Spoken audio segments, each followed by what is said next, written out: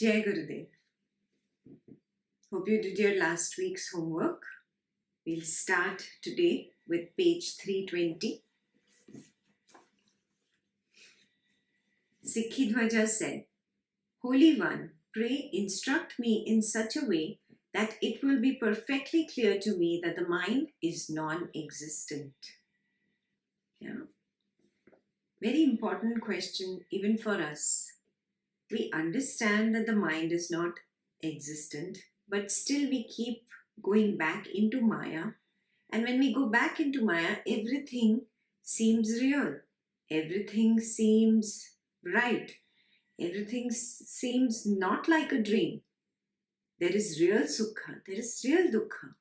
So his question is very pertinent, that I don't really see this mind as non-existent. So please make it clear for me. So let's see what Kumbha says. O king, indeed there is not and there never has been an entity known as the mind. That which shines here and is known as the mind is indeed the infinite Brahman consciousness. It is ignorance of its true nature that gives rise to the notion of a mind and the world and all the rest of it. When even these are insubstantial notions, how can I, you, etc. be considered real? Thus, there is no such thing as the world, and whatever appears to be is uncreated. All this is indeed Brahman. How can that be known, and by whom? For example, if you were a little fish in the sea, it would be very difficult for you to understand what is water. You are so much in the water is inside you, it is all around you. It is very difficult to understand that in which you are and that which is all around you, because it is way too big and too infinite for this little intellect to perceive. The similar thing is with Brahman consciousness. It is too infinite for my little intellect of a human being to perceive. So that which is so infinite and that which is unperceivable by me, if that manifests in different forms, it is so difficult for me to understand those forms, correct? One of those unreal forms is the mind. Yeah, so the mind is nothing but the Brahman consciousness. And ignorance is its true nature. Yeah, that ignorance or Maya gives rise to these notions. And when all this is a notion, how can it be real? So there's no thing as the world, and whatever appears to be is uncreated. Even in the beginning of the present world cycle, this world was not created. We use the term world cycle just for our understanding. It is not that it is created and destroyed. Energy cannot be created, energy cannot be destroyed. It just gets transformed, means it changes from one form to another. Yeah, so there is nothing like world creation. It was described as creation by me only for your comprehension. In the total absence of any causative factors, all these could not have been created at all. Therefore, whatever there is Brahman and not else. It is not even logical to say that the Lord, who is nameless and formless, created this world. It is not true. When thus the creation of this world is seen to be false, then surely the mind that entertains the notion of such a creation is false too. Yeah, when everything, all this is false, even you and I are false, we are not real. When we are false, when this entire world is false, then how that little mind which thinks that all this is real, how can that be true? That is also false. It is uncreated. It does not exist. It's just like a dream. How in a dream you feel it is very, very true. Yeah, how in a dream you feel it is really happening and you're actually sweating and panting and you're so scared and there is all these fears. It is seemingly real, but it is not. Just like that, this world is seemingly real. When you move on to the other side, you will know, oh, it is not real. It is just dreamlike. Mind is but a bundle of such notions which limit the truth. But then division implies divisibility. When the infinite consciousness is incapable of division, there is no divisibility, and hence there is no division. How can mind, the divider, be real?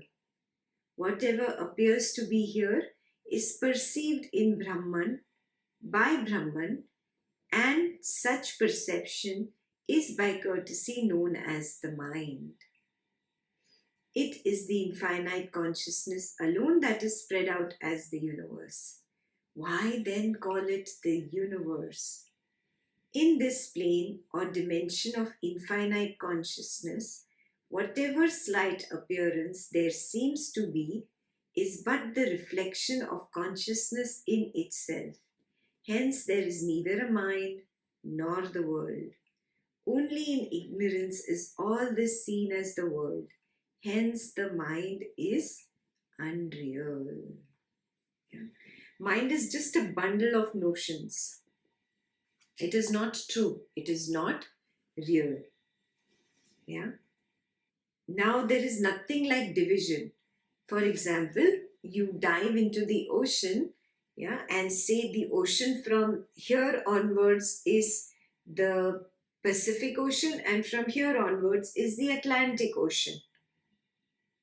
Really, there is no division. It is made up by man. Do you get it? Yeah.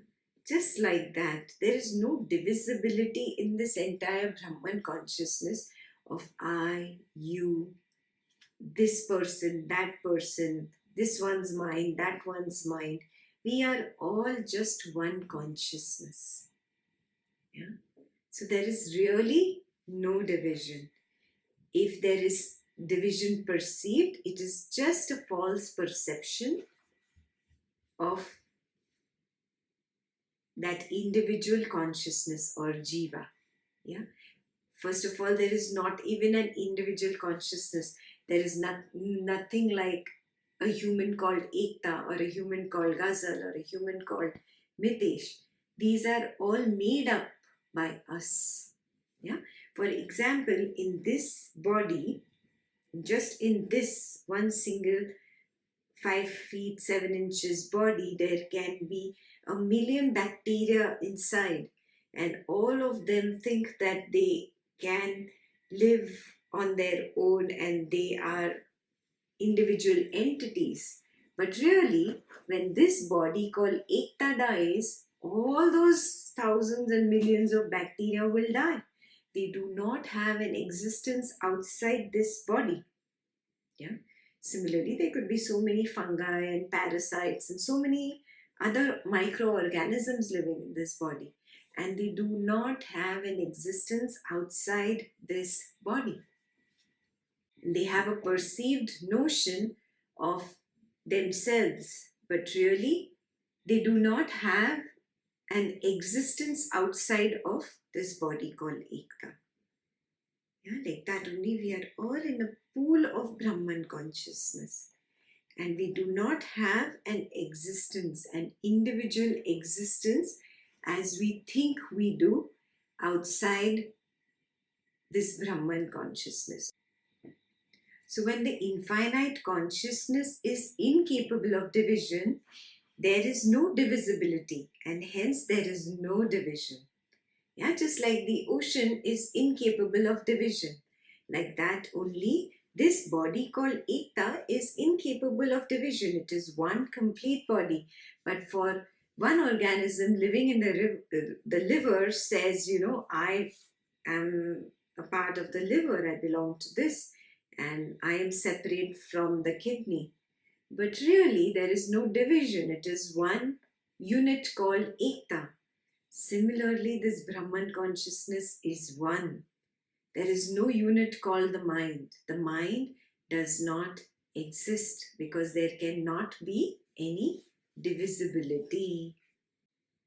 Whatever appears to be here is perceived in Brahman by Brahman as by such perception, and such perception is by courtesy known as the mind.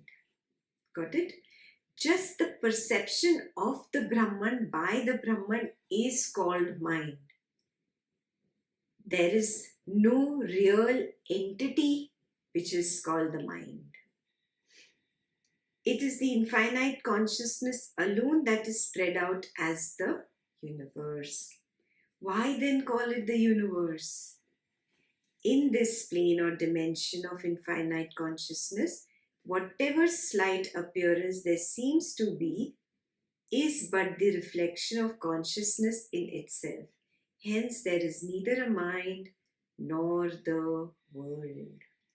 Yeah.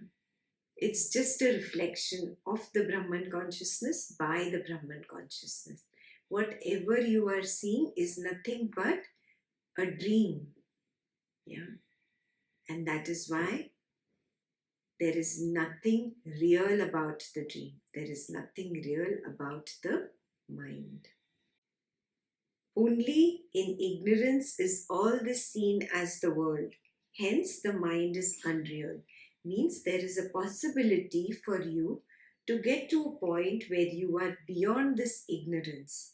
And when you are beyond the ignorance, you will not see this mind as the mind anymore. And how do we get to that state? Very simple. Meditate. When you meditate and you go within, you recognize a deeper core of your being is beyond the mind. Now, how will I reach that deeper core of my being? Even to get to that deeper core of my being, will have to surpass the deeper levels of the mind. And our problem is in meditation, our minds, thoughts, emotions, memories come up and they block us from going deeper and deeper to reach that core of the being. So see that you really have an earnest desire really to meditate, then only is it possible.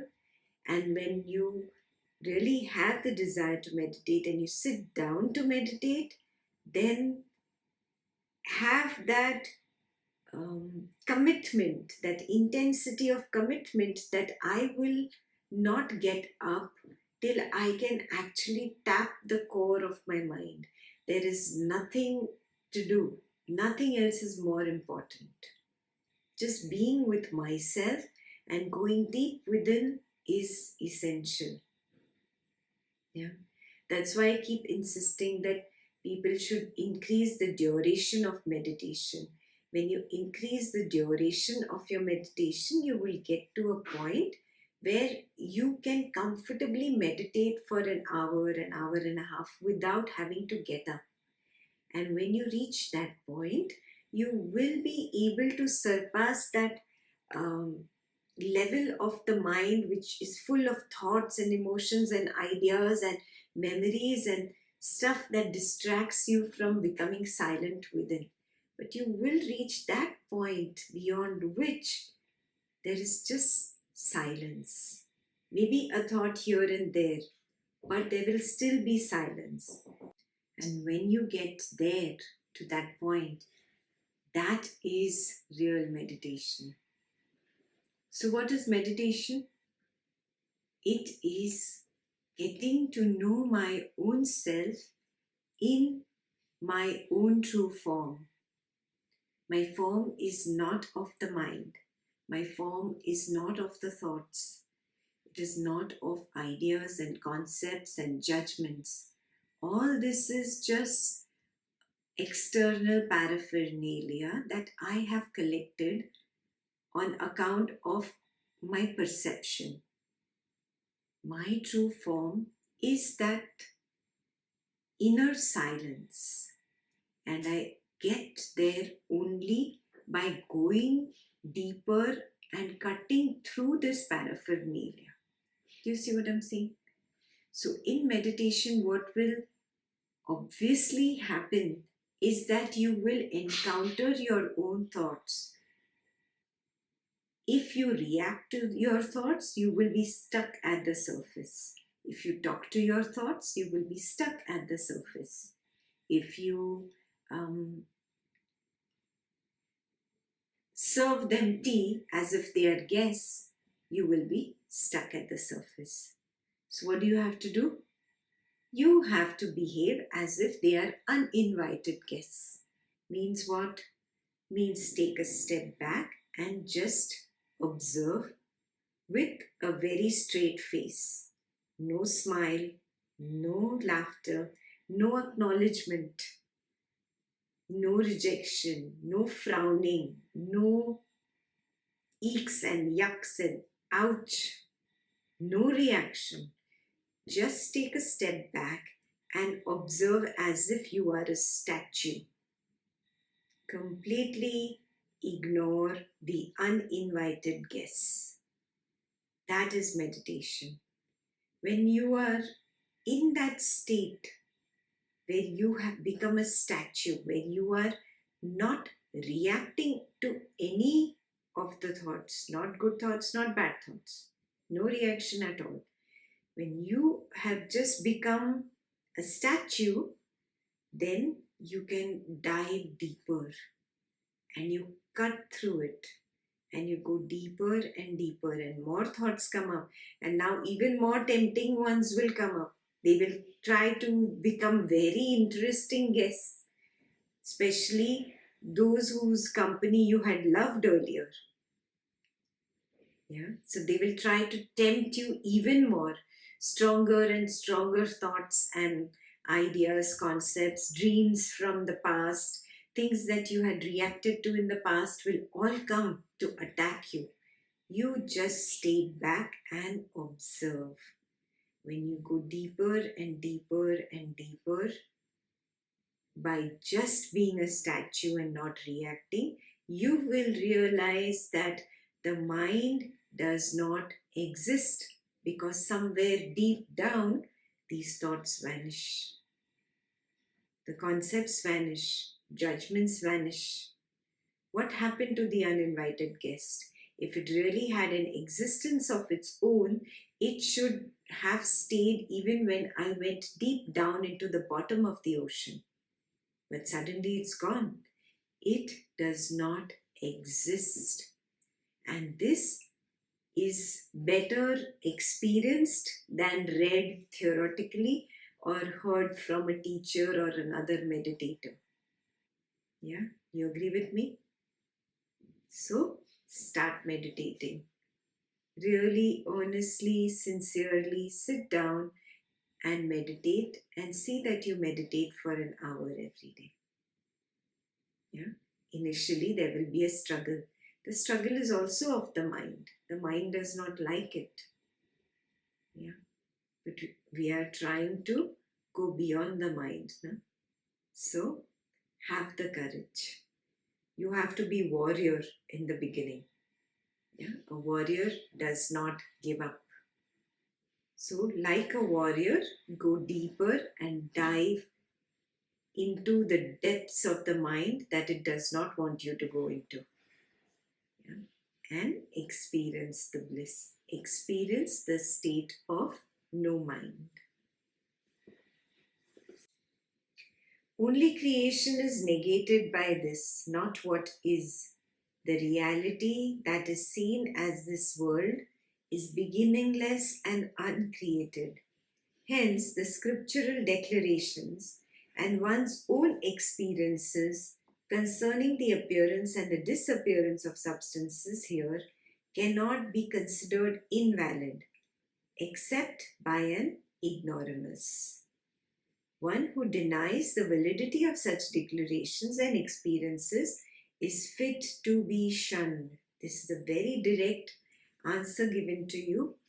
If there is somebody who just says, oh, it does not have any relevance, without really going deep within and really meditating and experiencing the state of no mind, such a person is to be shunned. So you know who you have to shun, yeah? Who is bad company for you. The transcendental reality is eternal. The world is not unreal. Only the limiting adjunct, the mind, is false. Therefore, all this is the indivisible, illimitable, nameless, and formless infinite consciousness. It is the self reflection of Brahman, which is of infinite forms, that appears to be the universe with its creation dissolution cycle. It is this Brahman itself which knows itself for a moment as this universe and appears to be such. There is no mind. How much ever you read the Yoga Vasistha, you will not understand it. So don't try to fathom it intellectually. This is just a signpost telling you, boss, meditate. This is what you can experience in meditation. Simple. Others' experiences are important. Why? Because they show us the possibility of what I can be. Yeah, like a mother and father bring up a child with their own experiences of life. When you look up at your mom or dad, you see a future yourself. You know what potentiality you have and what you can be. That is the only purpose of a scripture. That is the only purpose of knowing other people's experiences. Otherwise, we will be stuck if we did not know other people's experiences at all. We would not even know that there is a possibility of a state of no mind. If some super intelligent scientist discovers something new, we all want to know it because we all can actually use it, correct? So just like in the material world, you have scientists, in this inner world, the so-called sages or saints are nothing but scientists of the mind-body complex of the inner world. And that is the use of a scripture. So never negate these scriptures, never shun them, never think this is all hocus pocus. No.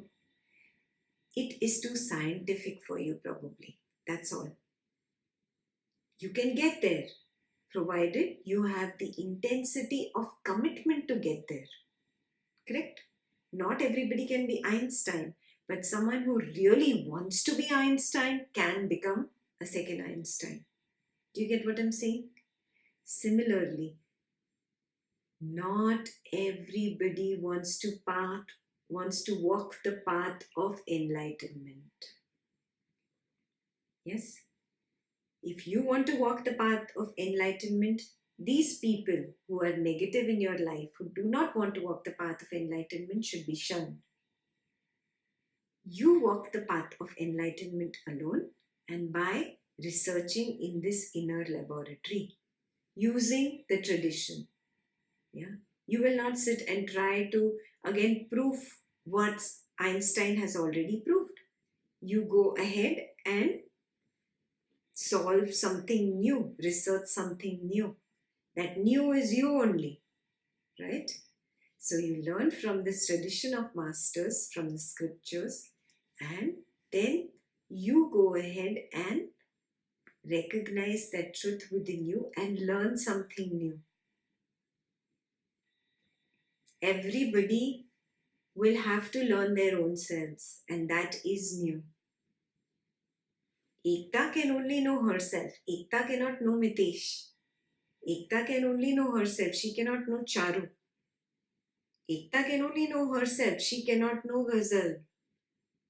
Are you getting this? Only Ghazal can know Ghazal. Only Jayashree can know Jayashree. Only Subbu can know Subbu. So you are going to know something new by going within. Only thing you need is that earnestness and commitment towards your own self. Yeah? That thirst towards enlightenment. And the thirst towards enlightenment will come only when the thirst towards this world drops off. That is vairagya, that is dispassion. Till the time you are busy outside, you cannot get busy inside. Yeah. The moment you are done with the outside world and you recognize how futile it is, and really, there's not much to be busy here. It's pointless, it's senseless. Then you start becoming busy inside. Yeah. So work on that. Start getting busy here, not here.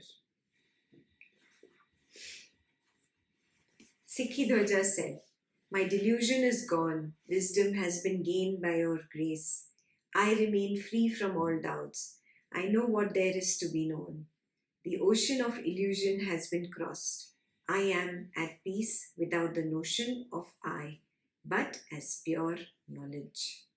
Kumbha said, "When the world does not exist as such, where is I or you?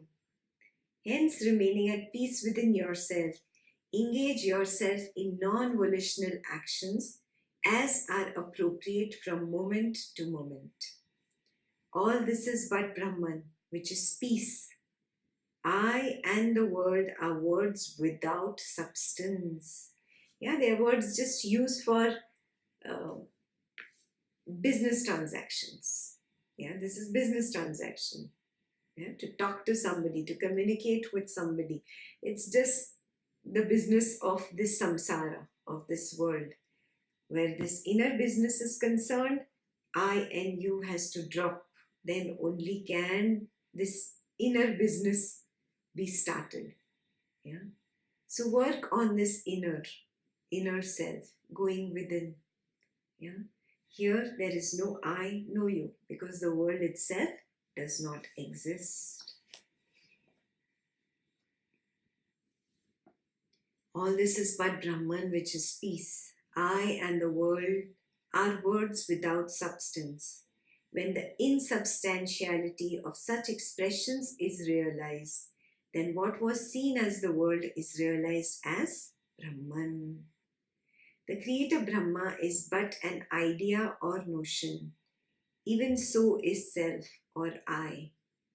In this right or wrong comprehension lies liberation or bondage. So simple. Wrong comprehension is equal to bondage. Right comprehension is equal to liberation. That's all life is. Either you are wrongly comprehending something or rightly comprehending it. That's it. Life is so simple. The notion I am gives rise to bondage and self-destruction. The realization I am not, or this is not, leads to freedom and purity. So homework for you. Whatever starts bothering you, just take a step back.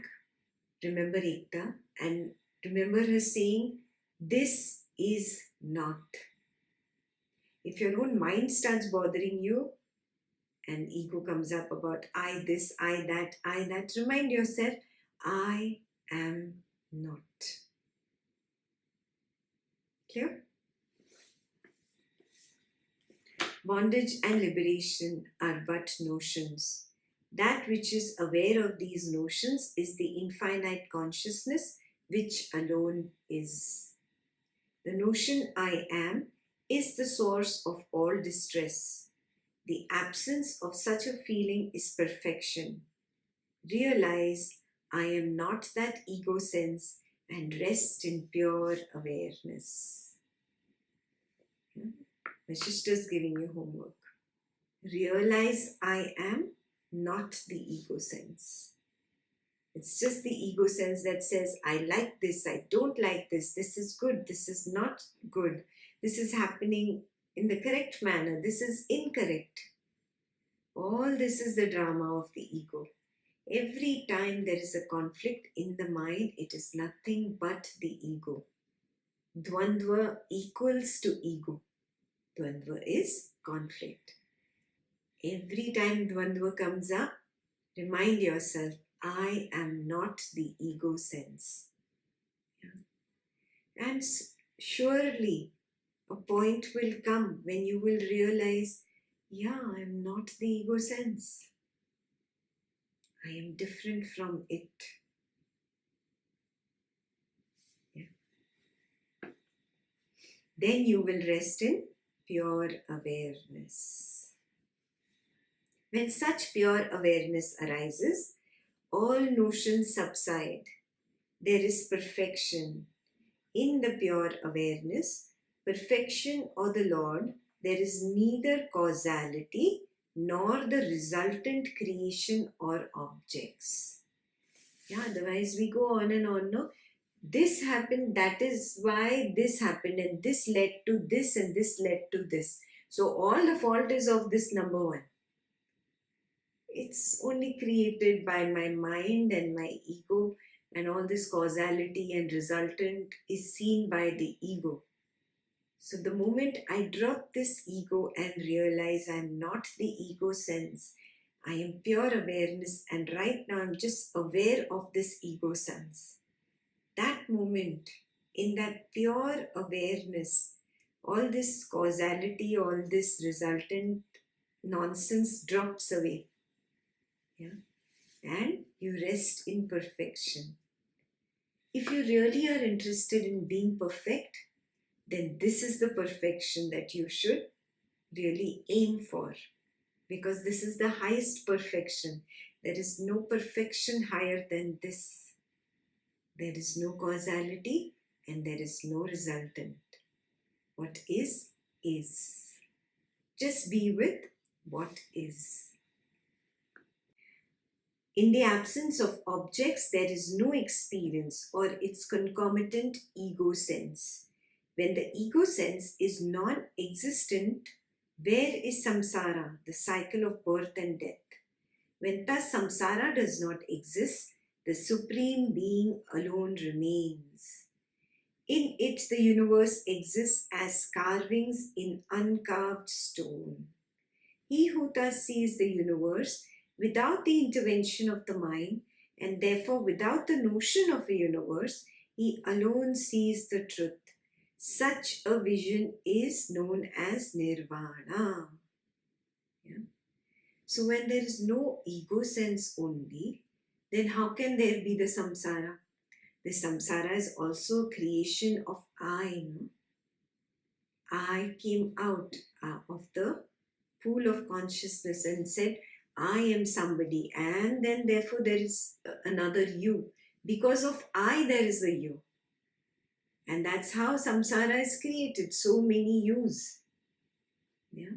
When I only does not exist, how can you exist? And if you do not exist, there is no multiplicity of you, there is no samsara. The world does not exist. This is perfection. This is pure perfection. Aim for this. Rest in that pure awareness and be absolutely perfect. He who thus sees the universe without the intervention of the mind, and therefore without the notion of the universe, he alone sees the truth. Yeah? Highlight this.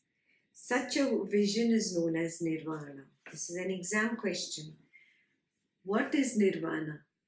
When I drop this illusion of I, you, the samsara and the world stops existing, when the samsara and world is seen just as a dream, as everything that is just moving and nothing that is really existent, nothing that is real, then just perfection dawns, that perfection is pure awareness of what is. And all these notions, concepts, ideas, judgments all drop away. And then you attain an absolute peace, an absolute perfection. That perfection is called Nirvana. That is the truth. Even as the ocean alone exists, when the word wave is deprived of its meaning, Brahman alone exists when the word creation is seen as meaningless. Very clear? When the wave loses its meaning, there is just the ocean. Like that only, the moment the word creation is dropped, or this creation, the word creation becomes meaningless, all that is there is Brahman. So it is a process of elimination to reach this realization. Yeah? Oh, this does not exist, this does not exist, I does not exist, you does not exist, so this samsara does not exist. This is just a dream, it's just passing, passing, passing. It is not real, nothing is real here. Oh, just be aware of it. No need to put your hand outside the moving train. It's moving. You cannot hold on to anything. Whatever you try to hold on to will go away. So it's senseless. It's moving. It's not real. Take that step back and just see. It's moving. So now the focus that was outside has turned here. This is the real. This is existent. This is who I am. Yeah? And ego is always about you, what you did to I. That I also is false, which is getting affected by that moving train and holding on to those things. The moment you take that step back, there is no ego sense. There is no you. Everything is just moving, pointless, pointless, futile, futile, futile. You take that step back and just be. Just pure awareness, pure perfection. Nirvana. When the meaning of creation is dropped, the true meaning of creation is seen as the eternal Brahman. When one inquires into the word Brahman, the all is comprehended. When one similarly inquires into the word creation, Brahman is comprehended. However, that consciousness, which is the basis and the substratum for all such notions and their awareness, is known by the word Brahman. When this truth is clearly realized, and when the duality of knowledge and known is discarded, what remains is supreme peace, which is indescribable and inexpressible. Yeah. So I leave you with this thought. Keep thinking. Yeah. You inquire into the world creation, and Brahman is comprehended. See if you can work on this. Really, is this real? Wife comes and talks to you, husband comes and talks to you, child is talking to you. Just take that step back and see how mechanically the body is talking to that individual, and see, is this real? Does this wave really exist? Again and again, take that step back and inquire into the word creation. Is this world real? Yeah. I leave you with that homework. May you attain that supreme peace which is indescribable and inexpressible. Sukhi Bhava. Jai Gurudev.